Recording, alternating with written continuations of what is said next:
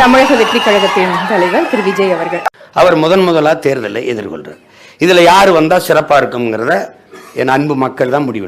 ஐயா ஸ்டாலினுக்கு ஒரு வாய்ப்பு கொடுத்துட்டீங்க, அவருக்கு ஐயா எடப்பாடிக்கு ஒரு வாய்ப்பு 4.5 ஆண்டுகள் கொடுத்துட்டீங்க. இதில் இருக்கிறது நானும் என் தம்பியும் தான் இருக்கோம். எங்களில் யாருக்காவது ஒருத்தருக்கு நீங்கள் வாய்ப்பை கொடுக்க முயற்சிக்கணும். எல்லார் ஆட்சியிலையும் வாழ்ந்து பார்த்துட்டீங்க, ஒரு 5 ஆண்டு எங்கள் ஆட்சியில் தான் வாழ்ந்து பாருங்களேன். ஏற்கனவே ஒரு ஆட்சியில் அந்த ஆட்சி நல்லா இருக்கு தொடரணும்னு வாய்ப்பு அளிச்சிங்கன்னா அதை வரவேற்போம், அது ஒன்றும் பண்ண முடியாது. இல்லை இதை மாற்றணும்னு நினச்சிங்கன்னா வாய்ப்பாக நானும் என் தம்பியும் தான் இருக்கோம். அதில் நீங்கள் எங்களில் தான் யாராவது ஒருத்தரை தேர்வு செய்யணும்.